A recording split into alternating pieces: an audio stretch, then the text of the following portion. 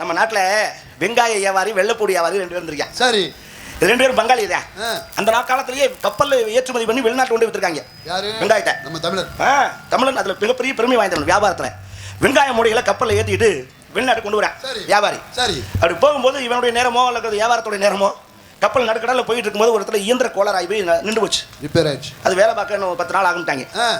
என்னன்னா 10 நாள் வரைக்கும் இந்த வெங்காயம் அங்கே இருந்துச்சுன்னா கெட்டு போகும், அழுகி போகும், வேலை அப்புறம் சம்பாதிக்க முடியாது. இரண்டாம் திரும்பி பார்க்குறேன், இவன் நல்ல நேரம் அங்கே வேலை செய்யுது. எப்படி? அந்த கோளாறாகி நின்ற இடம் அது ஒரு குட்டி தீவு.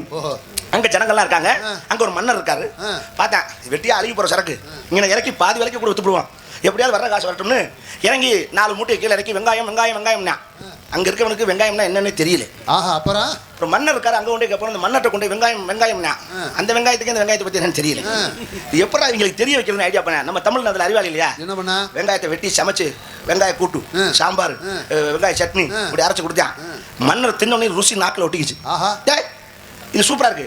இந்த கப்பல்ல எத்தனை மூட இருக்கு, அது கூட கீழே இறக்கிட்டார். ஒரு வெங்காய மூட கூட வெளியில போக கூடாது, புறத்தை இறக்குங்க அப்படின்னு. வியாபாரிக்கு சந்தோஷம் ஆயிடுச்சு, இறக்கிட்டான். மன்னர் கேட்டார், இதுக்கு பதிலா உனக்கு என்ன வேணும்னா?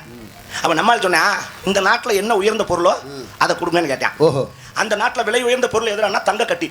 மன்னர் சந்தோஷத்துல ஒரு வெங்காயத்துக்கு ஒரு தங்க கட்டி, அதுல மூட்டையில ஒரு வெங்காயத்துக்கு, ஆமா ஒரு மூட்டைக்கு ஒரு வெங்காயத்துக்கு ஒரு தங்க, ஒரு மூட்டை வெங்காயம் கொடுத்தா ஒரு மூட்டை தங்கம் அள்ளிட்டான். யார் முகத்தில் முடிச்சவன் 10 நாள் வெயிட் பண்ணி கப்பல் ரெடி ஆனோடனே தங்கத்தை பூரா கொண்டு வந்து நாட்டில் இறக்கிட்டான். இது இறக்கணும்னு வெள்ளைப்பொடி வியாபாரி பார்த்தேன், செத்துட்டான். என்னாச்சு? ஐயோ போனேன் பங்காளி, தங்கமா கொண்டு வந்து இறக்கிட்டேன், என்னடா அது நம்மளால பொறுப்பானா? பைய போய் கேட்டேன், என்ன பங்காளி என்ன இப்படி என்ன சமாச்சாரம், தங்கம்லாம் என்ன நடந்துச்சு? உண்மையை சொல்லிட்டேன். மாதிரி போனேன், நின்று வச்சு அங்கே வியாபாரம் பண்ண கிடைச்சிருச்சுன்னா ஏத்தரா வெள்ளைப்பட போறான், கப்பல் ஏத்திட்டேன். அடுத்த கோடீஸ்வரன் நம்ம வெள்ளைப்பட போறா ஏத்திட்டு அது இயற்கையா கப்பல் நின்றுச்சாங்க. அவனுக்கு இவன் வம்பா கொண்டு நிறுத்திட்டான். சரி, நிறுத்தி வெள்ளைப்பட முடிய விட இறக்கிட்டான். இறக்கி வெள்ளைப்போடுன்னா அவங்களுக்கு வெங்காயமே தெரியாது, அவங்களுக்கு வெள்ளைப்போடுன்னு தெரியுமா? அப்புறம் வெள்ளைப்போடும் தெரியல. மன்னர்கிட்ட கேட்டா அவருக்கும் வெள்ளைப்போடுனா தெரியல.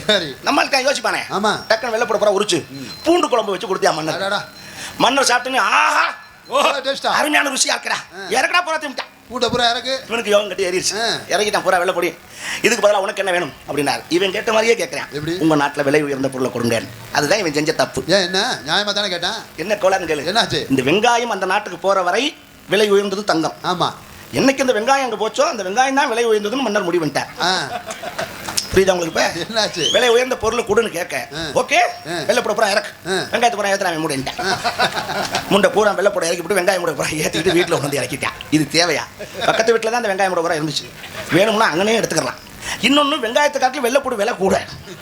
தள்ளுவண்டியில் போட்டு வித்திருந்தாலும் தாயில் நல்ல காசுக்கு வித்துருக்கலாம். கப்பல் ஏற்றுமதி போய் இந்த வெங்காயத்தை ஏற்றிட்டு அவசியம் இருக்கா? இதைத்தான் ஒருவன் செய்வதை பார்த்து ஒருத்தன் செய்தால் ஒரு வெங்காயமும் மிஞ்சாது என்பதற்காகத்தான் இந்த கதை உங்களுக்கு